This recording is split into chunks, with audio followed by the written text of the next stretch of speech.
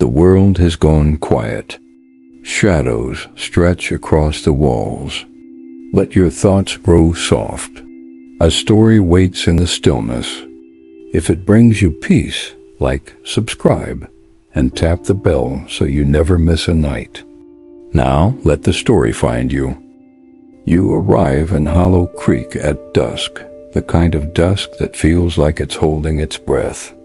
The town is small, nestled in a valley where the mountains loom like silent watchers. Your boots crunch on the gravel road as you step off the stagecoach, your only belongings in a warm leather satchel slung over your shoulder. The air smells of pine and something faintly sweet, like wildflowers gone to seed. You're here because of a letter, one that arrived at your boarding house 3 weeks ago, written in a hurried, looping script. It was from your cousin, Eliza, begging you to come. She didn't say why, only that she needed you, that something was wrong in Hollow Creek. The town feels empty as you walk toward the only light in the distance, a flickering glow from a 2-story inn called the Lantern's Rest. The windows are warm with candlelight, and you can hear the faint murmur of voices inside. You push open the heavy wooden door, and a bell jingles softly above your head. The room is cozy, with a fire crackling in the hearth and a handful of locals nursing drinks at scuffed wooden tables. Their eyes lift to you, curious but not unkind, before returning to their conversations. Behind the counter stands a woman with silver-streaked hair pulled into a tight bun. She introduces herself as Miss Clara, the innkeeper, and hands you a brass key to a room upstairs. You ask about Eliza, and Clara's smile falters just for a moment. She says Eliza hasn't been seen in town for days, not since she was spotted walking toward the old Grayson Manor on the edge of Hollow Creek. The locals avoid that place, Clara adds, her voice dropping low. It's been empty for years, ever since the Grayson family vanished under strange circumstances. You feel a prickle along your spine, but you thank Clara and head to your room. It's small, with a creaky bed, a wash basin, and a single window overlooking the dark valley. On the knitstand sits a candle, its wax a deep, unnatural blue. You light it, and the flame sputters before burning steady, casting a soft glow that seems to pulse faintly, like a heartbeat. You shake off the odd feeling and unpack your satchel, pulling out Eliza's letter. Her words are shaky, almost frantic. Come quickly. I can't explain, but it's the candle. It's always the candle. A knock at the door startles you. You open it to find a man leaning against the frame, his dark hair falling over one eye. He's handsome in a careless way, with a crooked smile and a coat that's seen better days. He introduces himself as Caleb, a drifter who's been in Hollow Creek for a month, working odd jobs. He heard you asking about Eliza downstairs and says he saw her last week near the Grayson Manor carrying a blue candle just like the one in your room. His voice is smooth, but there's a flicker of something in his eyes, worry or maybe something deeper. Caleb offers to take you to the manor tomorrow, saying it's not safe to go alone, especially at night. You hesitate, unsure if you can trust him, but his smile is disarming, and you're desperate for answers. You agree, and he tips his hat before disappearing down the hall. You close the door, your heart racing for reasons you can't quite name. You sit on the bed, staring at the blue candle. Its flame seems to sway, even though there's no draft in the room. You blow it out, and the darkness feels heavier than it should. As you lie down, the bed creaking beneath you, you can't shake the feeling that something in Hollow Creek is waiting, watching. Sleep comes slowly, and when it does, you dream of a woman's voice, soft and urgent, whispering your name. You wake to the pale light of dawn creeping through the window, the air in your room cold and still. The blue candle on the knitstand is unlit, but its wax seems to shimmer faintly, as if it holds a secret it's not ready to share. You dress quickly, pulling on your coat and boots, the memory of Caleb's offer lingering in your mind. His crooked smile and the way his eyes held yours make your stomach flutter, but you push the thought aside. You're here for Eliza, not for distractions, no matter how charming. Downstairs, the inn is quiet, the fire in the hearth reduced to glowing embers. Miss Clara is nowhere to be seen, but a plate of biscuits and a tin mug of coffee wait for you on the counter, as if she knew you'd be up early. You eat quickly, the biscuits dry but warm, and step outside into the crisp morning air. Hollow Creek feels different in the daylight, the mountains softer, the town less like a shadow.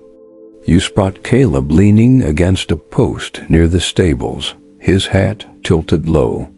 He straightens when he sees you, his smile easy but guarded. You follow him through the town, past weathered shops and houses with curtains drawn tight. The gravel road gives way to a dirt path that winds toward the edge of Hollow Creek, where the trees grow dense and the air feels heavier. Caleb walks with a casual stride, but you notice how his eyes dart to the shadows, as if he's watching for something. You ask him about Eliza, pressing for details, but he's vague, saying only that she seemed nervous, almost haunted when he saw her last. She was clutching that blue candle, he adds, and muttering something about promises and debts. The Grayson Manor comes into view, a sprawling, dilapidated house half swallowed by ivy. Its windows are dark, some shattered, and the front door hangs slightly ajar, creaking in the faint breeze. You feel a chill that has nothing to do with the morning air. Caleb stops at the gate, his hand resting on the rusted iron. He tells you the manor has been empty for a decade, ever since the Grayson family disappeared. The townsfolk whisper about strange lights in the windows at night, about voices carried on the wind. You swallow hard, your heart thudding, but you nod for him to lead the way. Inside, the manor smells of dust and decay, the floorboards groaning under your steps. You move through the foyer, past a grand staircase coated in cobwebs. Caleb points to a trail of wax drippings on the floor, blue and glistening, leading deeper into the house. Your breath catches, knowing Eliza must have been here. You follow the trail, Caleb close behind, his presence both comforting and unnerving. The wax leads to a parlor, where a single chair sits in the center of the room, facing a cracked mirror. On the floor beside it is a scrap of paper, folded and yellowed. You pick it up, your hands trembling, and unfold it to find Eliza's handwriting. Don't light it. Don't trust her. You turn to Caleb, showing him the note, but his face is unreadable. He says he doesn't know what it means, but his voice is too smooth, too careful. You slip the note into your pocket, your mind racing. Who is her? And why shouldn't you light the candle? Before you can ask, a sound echoes from upstairs, a soft thump like footsteps. You freeze, your pulse loud in your ears. Caleb's hand brushes your arm, and he whispers for you to stay close. You climb the staircase together, each step creaking, the air growing colder with every floorboard. At the top, a long hallway stretches into shadow, doors lining either side. The wax trail continues, leading to a door at the far end. You reach for the handle, but Caleb grabs your wrist, his grip firm but not painful. He says it's not too late to turn back, that some things are better left alone. His eyes search yours, and for a moment, you wonder if he's protecting you or hiding something. You pull free and open the door. The room is small, bare except for a table in the center. On it sits another blue candle, identical to the one in your room at the inn. Its wick is unlit, but the air feels charged, like the moment before a storm. You step closer, drawn to it, despite the warning in Eliza's note.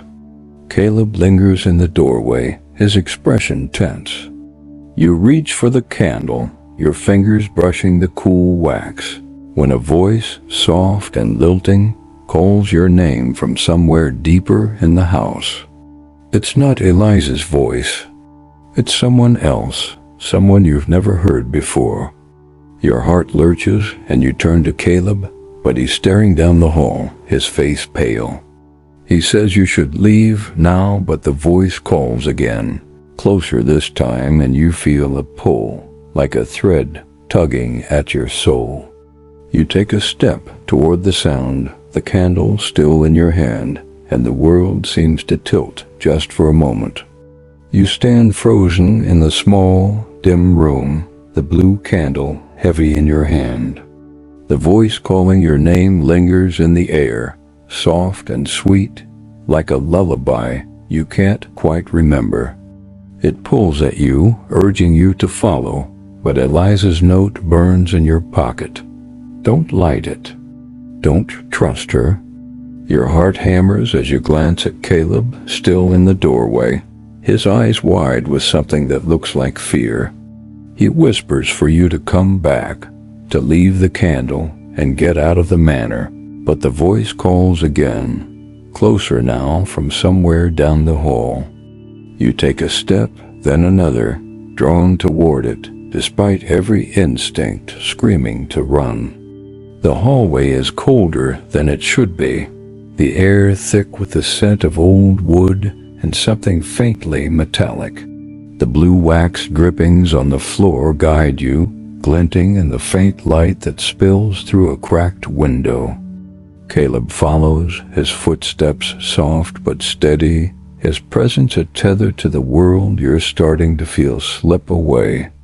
You pass closed doors, their handles rusted, and you wonder what secrets they hide. The voice hums your name again, and it feels like it's inside your head now, wrapping around your thoughts. You reach a door at the end of the hall. It's wood, warped and splintered. The wax trail stops here, pooling in a small, perfect circle, as if someone stood in this spot for a long time. Your hand trembles as you reach for the knob, and Caleb grabs your arm again, his grip tighter this time. He says you don't know what's on the other side, that the manor isn't just a house, it's a trap. His voice is low, urgent, and for a moment, you see something raw in his eyes, a flicker of guilt or maybe regret.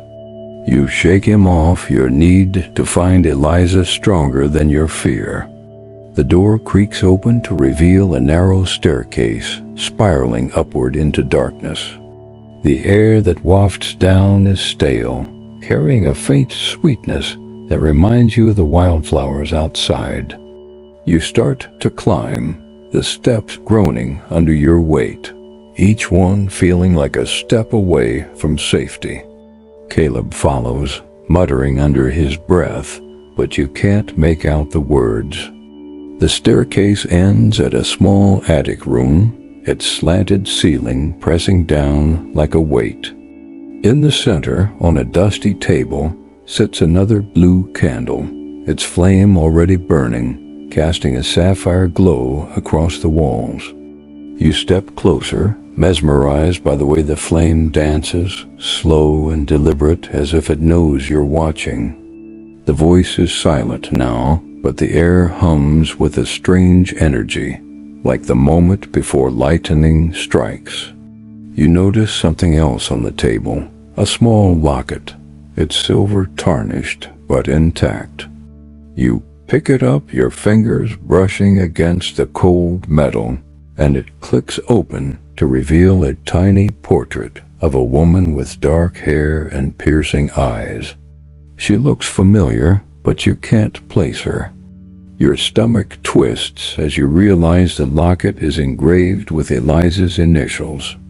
Caleb steps beside you, his breath uneven. He says he's seen that locket before, on Eliza, the night he saw her here. She was frantic, he says, talking about a woman who made promises, who offered her something she couldn't refuse.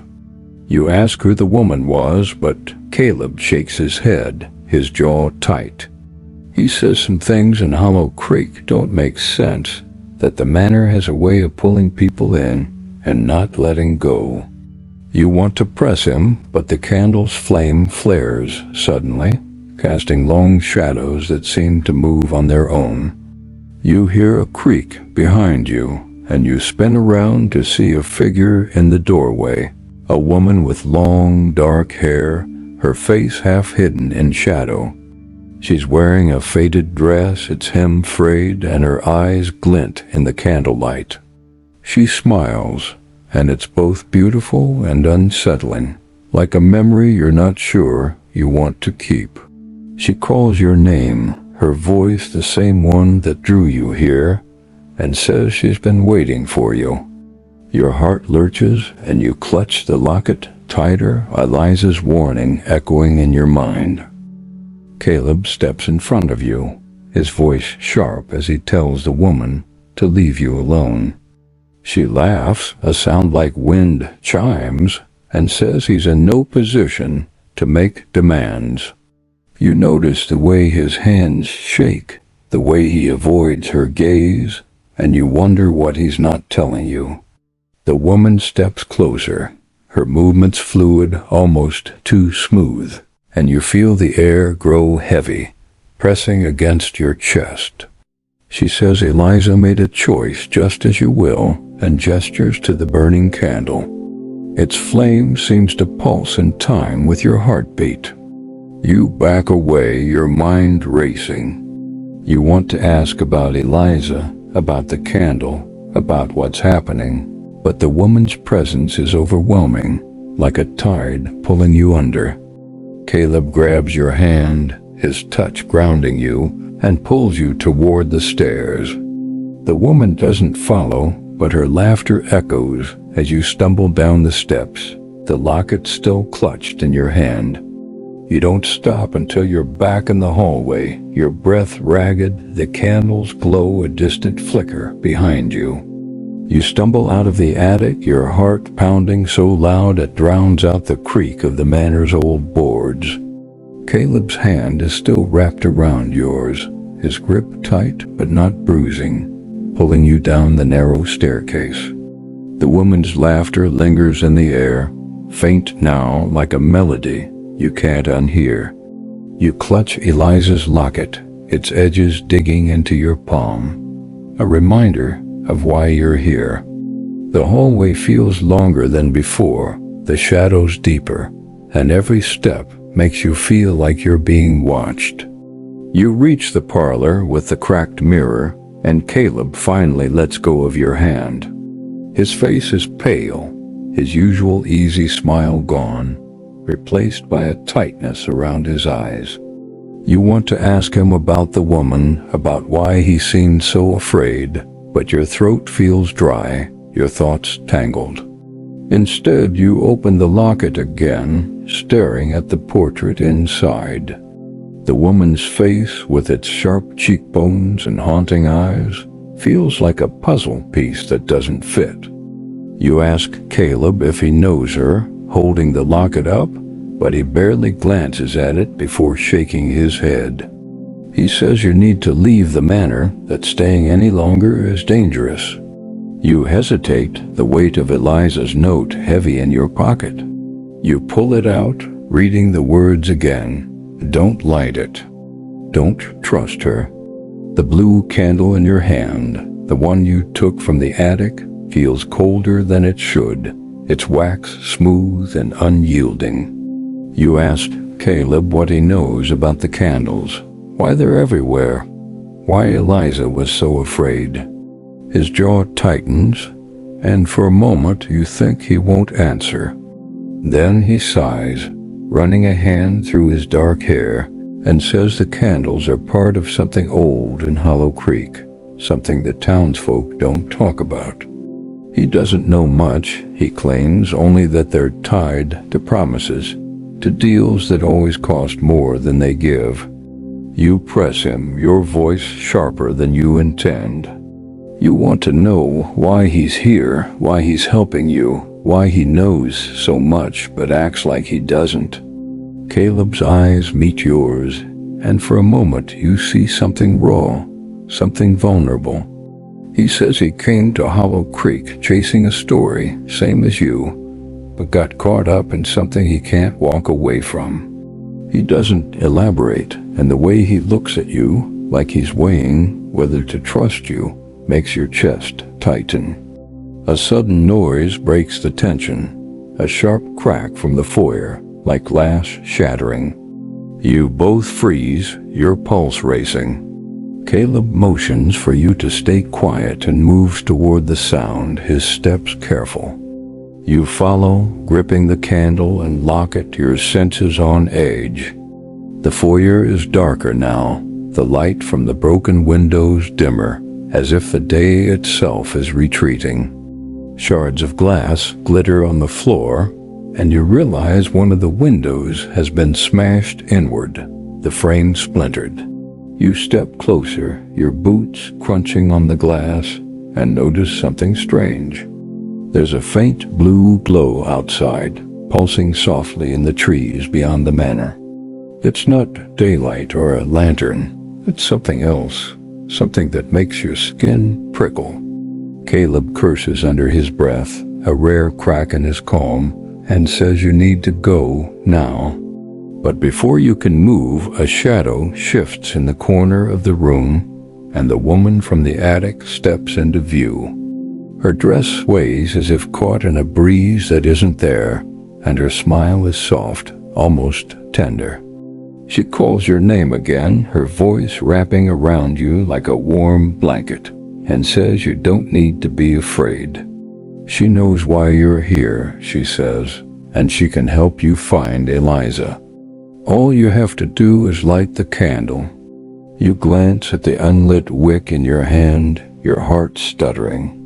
Eliza's warning screams in your mind, but the woman's eyes are so steady, so sure, that you feel yourself wavering. Caleb grabs your arm, his voice low and urgent, telling you not to listen, that she's lying. The woman laughs, and it's like the sound of water over stones, smooth and endless. She says Caleb has his own secrets, his own debts, and you'd be wise to question him before you trust him. You look at Caleb, his face tense, his eyes avoiding yours, and doubt creeps in. Who is he, really? Why is he so desperate to keep you from the woman? You take a step back, caught between them, the candle heavy in your hand. The blue glow outside pulses brighter, and the air in the foyer grows thick, pressing against your lungs. The woman steps closer, her hand outstretched, and says it's your choice, just as it was Eliza's.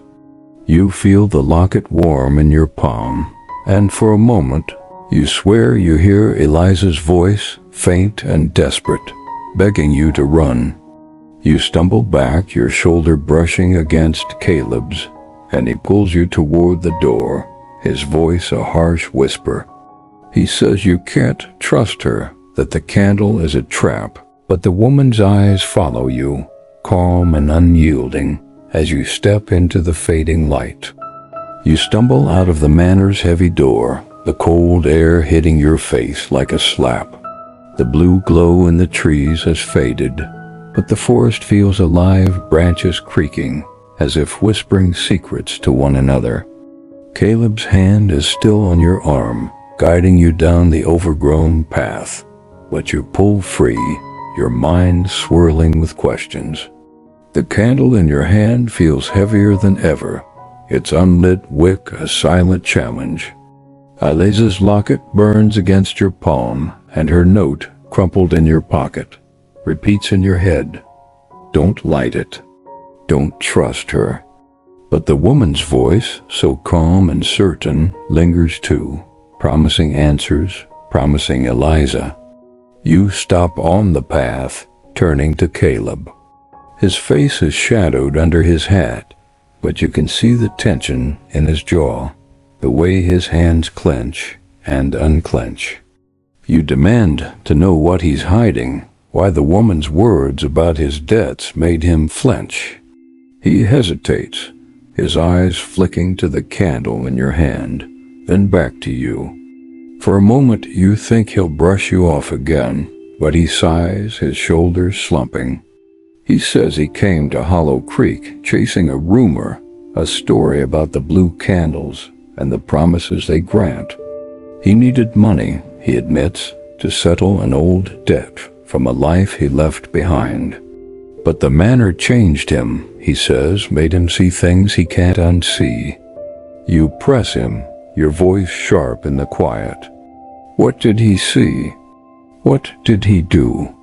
Caleb's gaze drops to the ground, and he says he met her, the woman, months ago.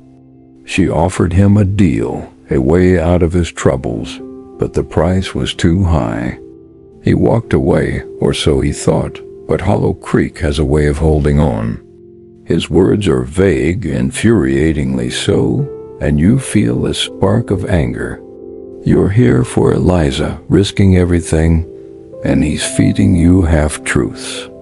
You step closer, demanding to know if he's working with her, if he's leading you into a trap. Caleb's eyes flash, and he grabs your shoulders, his voice low but fierce. He swears he's trying to protect you, that he's seen what the candles do to people. He says Eliza came to him before she vanished, asking questions about the manor, about the woman. She was desperate, he says, caught up in something she couldn't escape. You search his face, trying to decide if you believe him, but his eyes are steady, and the warmth of his hands on your shoulders makes your resolve waver. The path back to Hollow Creek is silent, the town coming into view as the sun dips low, painting the sky in shades of amber and gray. You pass the inn, its windows dark now, and head toward the small church at the edge of town. Caleb says the pastor might know more about the candles, that he's heard whispers of old stories kept in the church's records. You agree, though part of you wonders if it's another distraction, another way for Caleb to steer you away from the manor. The church is small, its wooden steeple weathered but sturdy. Inside, the air smells of wax and old books, and the pews are empty except for a man in a black coat kneeling at the altar. He rises as you approach, his face lined with age but his eyes sharp. He introduces himself as Pastor Elias, his voice soft but carrying a weight that makes you uneasy. You ask about Eliza, about the blue candles, and his expression darkens. He says the candles are older than the town, tied to a presence that's been here since the valley was settled. He won't say more, not here, but he invites you to return tomorrow, when he can show you the records. As you leave the church, Caleb lingers behind, exchanging quiet words with the pastor. You catch only fragments, something about promises and forgiveness, before Caleb rejoins you. The sky is darker now, the stars beginning to prick through the dusk. You walk back to the inn in silence, the locket and candle heavy in your hands. At the door, Caleb pauses, his hand brushing yours as he says goodnight. His touch lingers, and you feel a pull, a mix of trust and suspicion that keeps you tethered to him. In your room, you set the candle on the knit stand, its blue wax catching the moonlight. You open the locket again, staring at the woman's portrait, and a memory flickers. Something from childhood, a story Eliza used to tell about a woman who granted wishes, but always took something in return. You shake your head, dismissing it as a fairy tale, but the candle seems to pulse faintly, as if it's listening. You slip into bed, the weight of the day pressing against you, and as sleep pulls you under, you hear a whisper, not in the room, but in your mind, calling your name. You wake with a gasp, the whisper of your dreams still curling in your thoughts. The room is cold, the moonlight spilling across the floor, and the blue candle sits on the knit stand, its wick gleaming like it's waiting for a spark. You sit up, your heart racing, and check the locket still clutched in your hand. The woman's portrait stares back, her eyes seeming to shift in the dim light, as if she knows you're looking. You snap it shut, your breath uneven, and try to shake off the feeling that something in Hollow Creek is closing in around you. Morning comes slowly, the sky heavy with clouds that promise rain. You dress and head downstairs, finding the inn quiet, the hearth cold. Miss Clara is behind the counter, polishing glasses, but her eyes follow you, sharp and knowing. You ask if she's seen Caleb, and she says he left early, heading toward the church. Her voice is neutral, but there's a flicker of something, pity or warning, that makes your stomach twist. You thank her and step outside, the air damp and cool against your skin. The town feels smaller today, the streets emptier, as you make your way to the church. The locket and candle are tucked in your coat, their weight a constant reminder of Eliza's absence. You replay Caleb's words from last night, his vague confessions about debts and deals, and wonder how much he's still hiding. The church's steeple looms ahead, and you push open the door, the creak echoing in the stillness. Pastor Elias is there, standing near the altar, a leather-bound book open in his hands. He looks up as you enter, his face unreadable, and gestures for you to sit.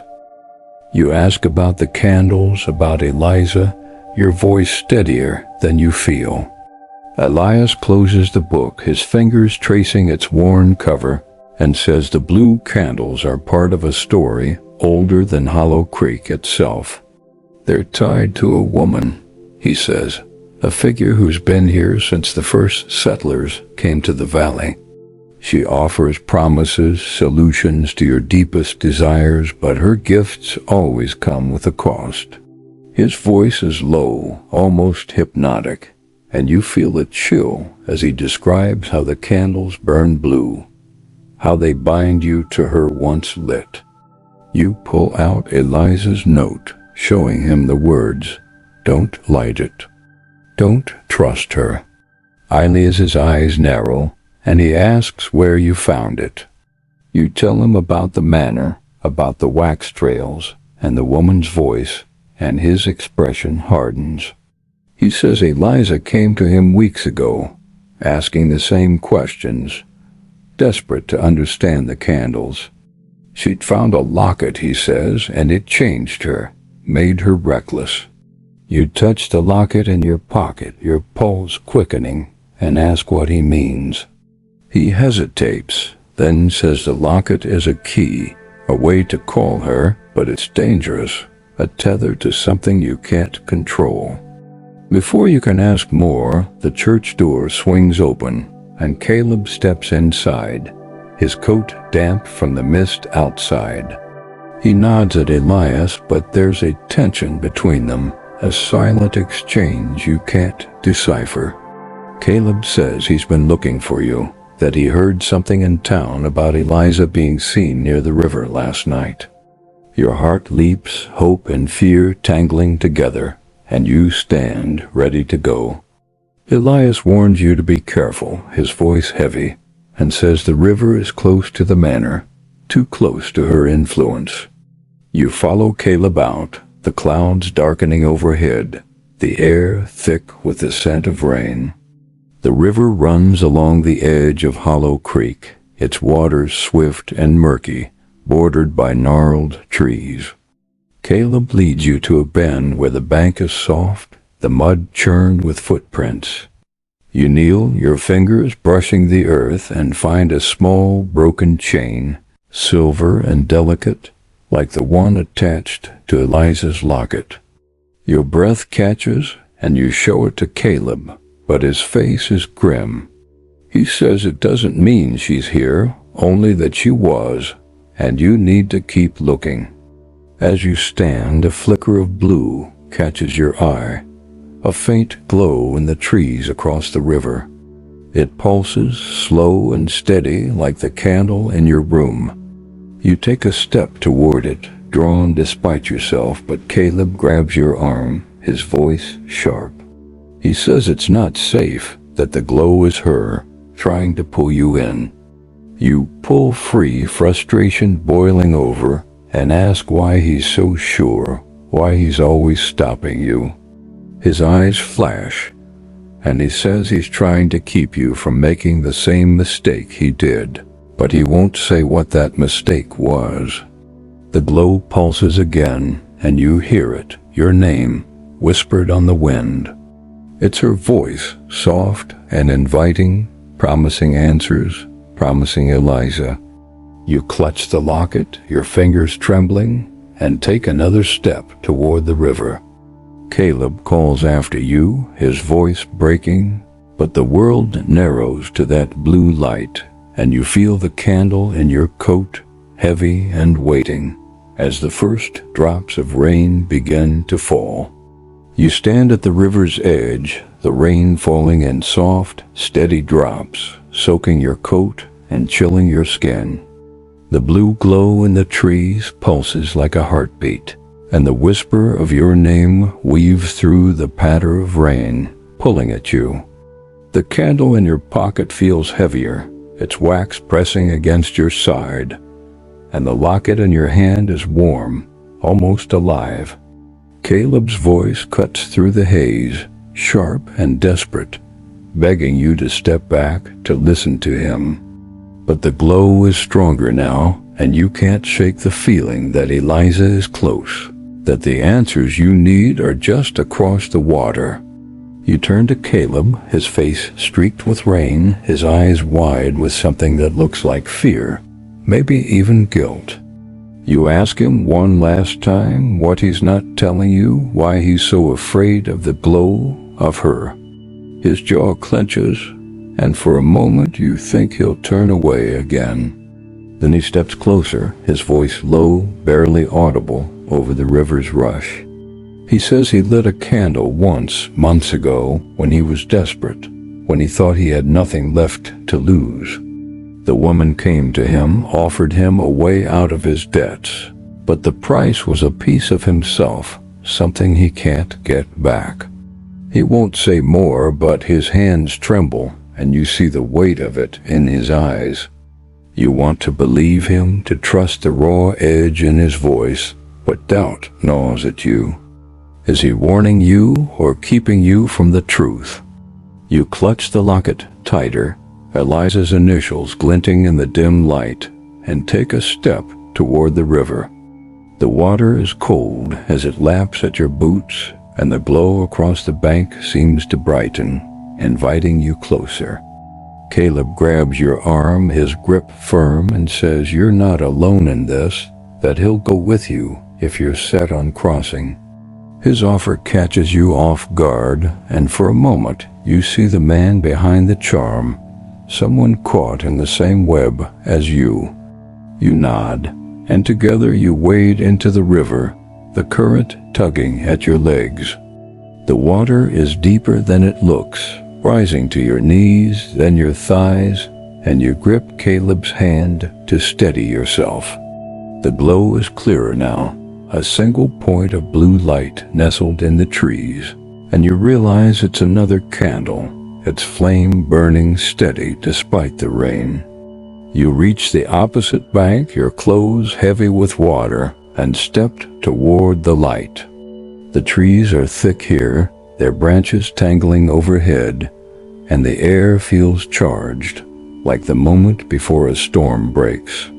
The candle sits on a flat stone, its wax pooling in intricate patterns, and beside it is a small bundle of cloth, tied with a ribbon. You kneel, your heart pounding, and untie the ribbon with shaking fingers.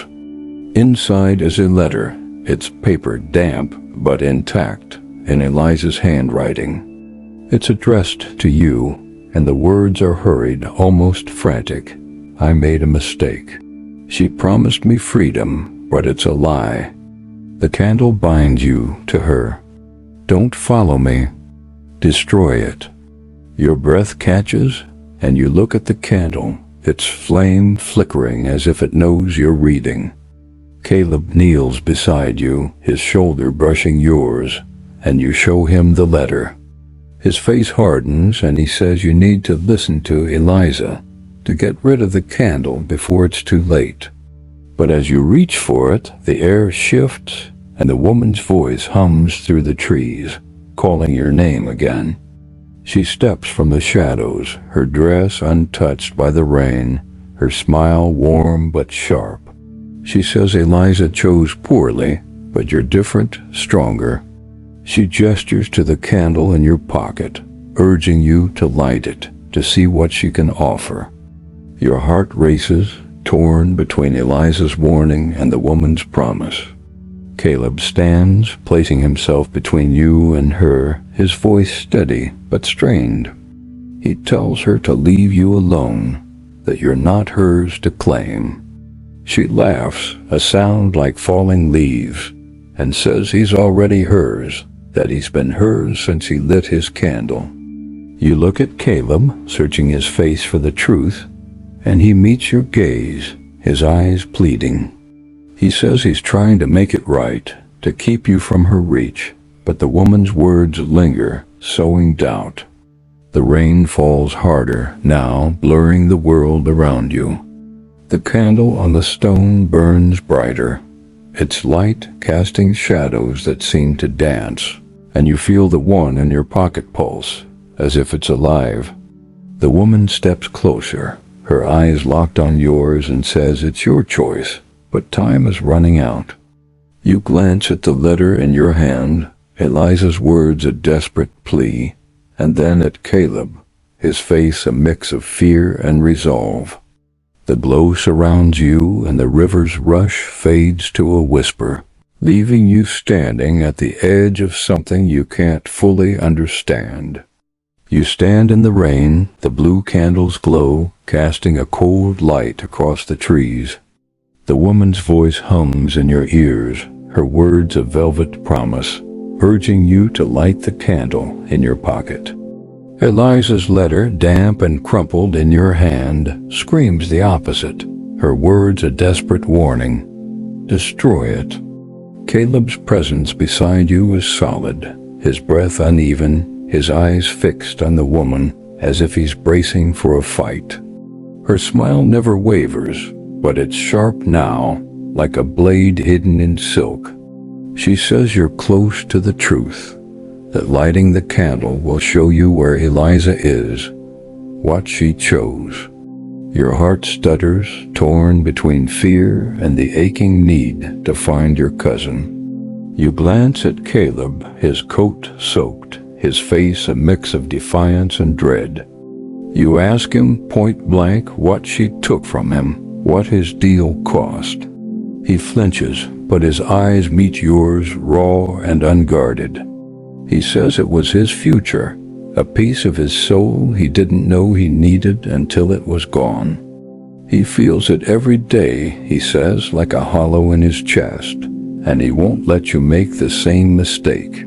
His voice cracks, and for the first time, you see him not as the charming drifter, but as someone broken, fighting to keep you whole. The woman laughs, her voice cutting through the rain like a bell. She says Caleb's being dramatic, that he got what he asked for, and you can too. She steps closer, her dress swaying, untouched by the mud or rain, and the air grows heavy, pressing against your lungs. You clutch the locket, its warmth pulsing in your palm, and feel the candle in your pocket, its weight a constant pull. You want to believe Eliza's warning, to trust Caleb's fear, but the woman's eyes are so steady, her voice so sure, that doubt creeps in. What if she's right? What if this is the only way to save Eliza? You take a step back, your boots sinking into the soft earth, and the woman's smile falters just for a moment. She says you're running out of time, that Eliza's choice is binding her, pulling her further away. Your stomach twists, and you imagine Eliza alone, trapped by some promise she couldn't keep. You pull the candle from your pocket, its blue wax glistening in the rain, and Caleb grabs your wrist, his grip desperate. He begs you not to do it, says the woman's promises are lies, that the candle will tie you to her forever. You hesitate, the candle cold in your hand, its wick waiting. The woman's voice softens, almost tender, and she says you're stronger than Eliza, that you can handle what she offers. She gestures to the candle on the stone, its flame burning steady despite the storm, and says it's a bridge, a way to see the truth. You look at the letter again, Eliza's words blurring in the rain, and feel a surge of anger. Why didn't she tell you more? Why did she come here alone? You want to scream, to demand answers, but the world narrows to the candle in your hand and the choice in front of you. Caleb's hand falls away, and he steps back, his face pale. He says he can't stop you, that it's your decision, but his eyes are pleading. The woman watches, her expression calm but expectant, and the glow around you pulses, sensing with your heartbeat. You lift the candle, your fingers trembling, and for a moment, you imagine striking a match, watching the blue flame come alive. But Eliza's voice, faint and distant, echoes in your mind, begging you to stop. You lower the candle, your breath ragged, and say you won't do it, not yet. The woman's eyes narrow, and the air crackles, like static before a lightning strike. She says you'll regret this, that you're only delaying the inevitable. She steps back, her form blurring at the edges, and the glow in the trees dims, leaving you in the rain with Caleb and the unlit candle. He exhales, his shoulders sagging, and says you did the right thing, but his voice is hollow, as if he knows it's not over. You slip the candle back into your pocket, the locket still warm in your hand, and turn toward the river, the letter clutched tight. You cross back to Hollow Creek, the water colder now, the current stronger. Caleb stays close, silent but steady, and you feel a fragile trust forming, built on shared fear. The town is dark when you reach it, the streets slick with rain, and you head to the inn, your clothes heavy and your mind heavier. In your room, you set the candle on the knitstand, its presence a quiet threat.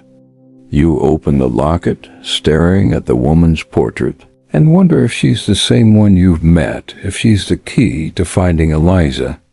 Sleep feels impossible, but as you lie down, the rain's rhythm lulls you, and you drift into a dream of blue flames and a voice that won't let go. You wake to the sound of rain, softer now, tapping against the inn's window like a hesitant knock. The room is dim, the morning light struggling through heavy clouds, and the blue candle on the knitstand seems to watch you, its wax catching the faint glow. You sit up, your body aching from the cold river and yesterday's weight, and check the locket still resting in your hand. The woman's portrait stares back, her eyes sharp and knowing, and you feel a jolt as if she's looking through you. Eliza's letter, now dry but creased, sits beside the candle, its warning clear. Destroy it. But the woman's voice, her promise of answers, clings to you like damp cloth. You dress quickly, the air in the room thick with the scent of rain and old wood. Downstairs the inn is quiet, Miss Clara absent, but a pot of coffee waits on the counter, still warm. You pour a cup, the bitterness grounding you, and step outside. Hollow Creek feels hushed, the streets empty, the mountains looming under the gray sky. You head toward the church, driven by a need to understand, to find something solid in the haze of secrets. The locket and candle are in your coat, their presence a constant pull, and Eliza's letter is tucked close, a tether to your purpose. The church door creaks as you enter, the air inside cool and heavy with the scent of wax. Pastor Elias is at the altar, his back to you, arranging candles, none of them blue. He turns as you approach, his face weary but kind, and gestures to a pew. You sit, your hands restless, and ask about the locket, showing him the portrait inside. His eyes narrow, and he says it's old, older than the town, tied to the same presence as the candles. He calls her the Keeper, a name whispered in Hollow Creek's oldest stories, a woman who offers what you want most, but takes what you can't afford to lose. You ask about Eliza, your voice trembling with urgency. Elias sighs, his fingers tracing the edge of his book, and says she came to him seeking answers just as you have. She'd found the locket, he says, and it led her to the manor, to the Keeper. He tried to warn her, but she was determined, chasing a promise he couldn't understand. You pull out her letter, asking what she meant by destroying the candle. Elias's face darkens, and he says the candles are her anchor, a way to bind you to her will. To destroy one is to break her hold, but it's not simple, not safe. He warns you to stay away from the manor, to burn the candle you carry in a fire blessed by faith, here in the church. Before you can press him, the door swings open, and Caleb steps inside, his coat damp, his hat low over his eyes. He nods at Elias, but there's a tension in his stance, like he's bracing for something. He says he's been asking around town, that someone saw Eliza near the manor last night, carrying a candle. Your heart leaps, hope and fear colliding, and you stand ready to go. Elias grabs your arm, his grip surprisingly strong, and says you're walking into her trap that the Keeper wants you to follow. Caleb steps closer, his voice sharp, saying you can't wait, that Eliza might still be there. You feel caught between them, Elias's warning clashing with Caleb's urgency. You look at Caleb, searching his face for the truth, and see the same raw fear you've glimpsed before, but also a flicker of determination. You decide to trust him, at least for now, and tell Elias you'll be careful. He releases you, his eyes heavy with worry, and says he'll pray for you. You leave the church, Caleb at your side, the rain a steady drizzle now, soaking into your boots as you head toward the manor. The path is familiar, the trees closing in, their branches heavy with water. Caleb is quiet, his hands in his pockets, but you feel his presence like a shield. You ask him what he plans to do, how you'll find Eliza. He says you need to follow the candles, that they always lead to her, but you have to resist lighting them. His voice is steady, but you catch the tremor beneath it, and you wonder what it cost him to face the Keeper again. As you near the manor, the air grows colder, the rain heavier. The house looms ahead, its windows dark, its door ajar. You pause at the gate, the locket warm in your hand, the candle heavy in your pocket. You feel her presence, the keeper, like a shadow just out of sight. Caleb touches your shoulder, his hand steady, and says you're not alone, that you'll find Eliza together. You nod, your heart pounding, and step toward the manor, the rain washing away the world behind you, leaving only the blue glow waiting inside. You step into the manor, the door creaking shut behind you, sealing out the rain's steady drum. The air is thick, heavy with dust, and the faint sweetness you've come to recognize, like wildflowers left too long in the sun.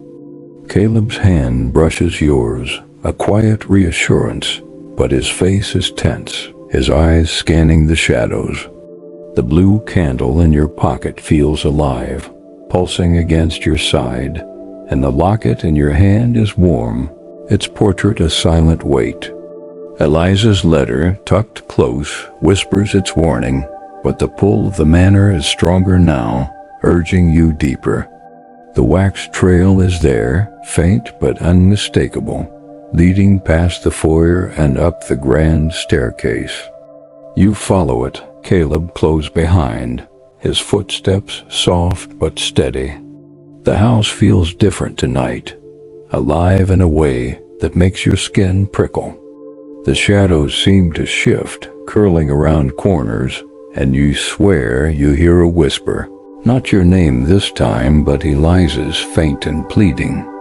Your heart lurches and you quicken your pace, the stairs groaning under your weight.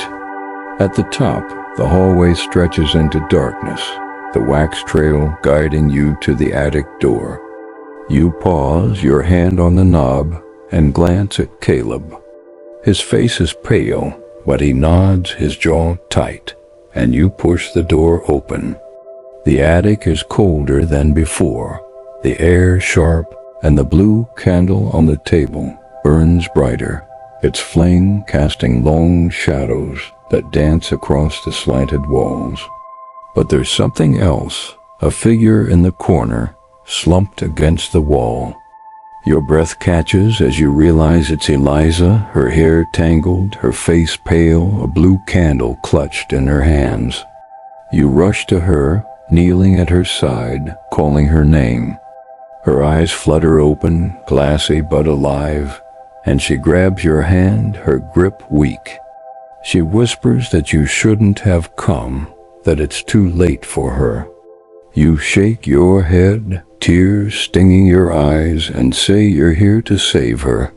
She smiles, faint and sad, and says the keeper has her, that the candle she lit bound her to a promise she can't break.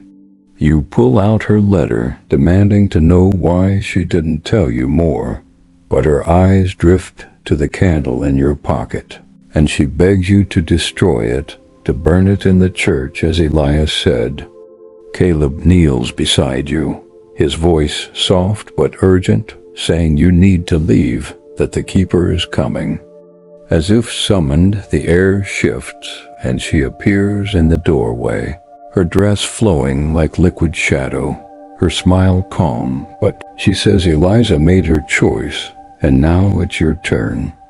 You stand, placing yourself between Eliza and the keeper, and say you won't light the candle, that you'll break her hold.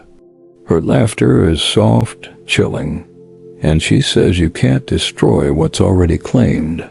Gesturing to Eliza, then to Caleb.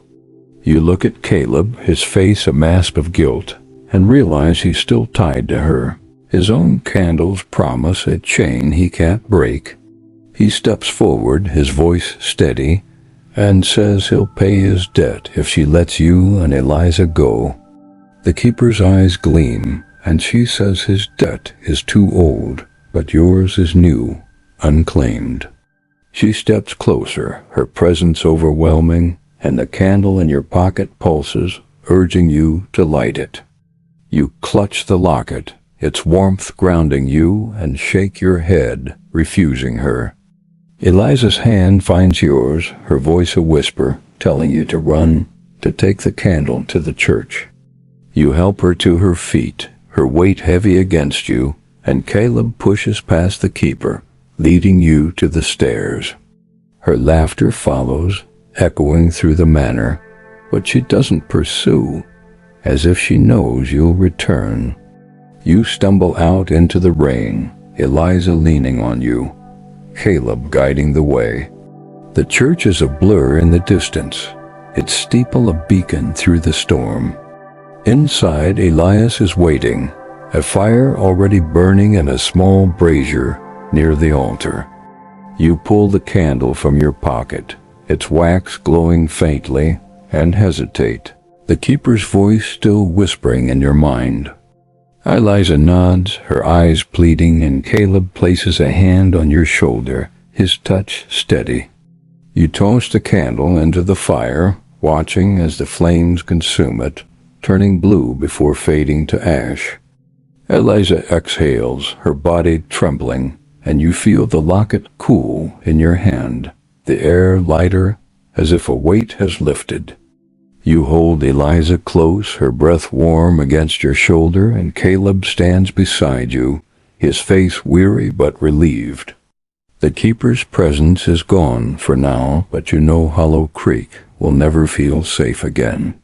You leave the church, the rain slowing, the stars peeking through the clouds, and head back to the inn, Eliza's hand in yours, Caleb's quiet steps beside you. Some stories stay with us long after the words fade.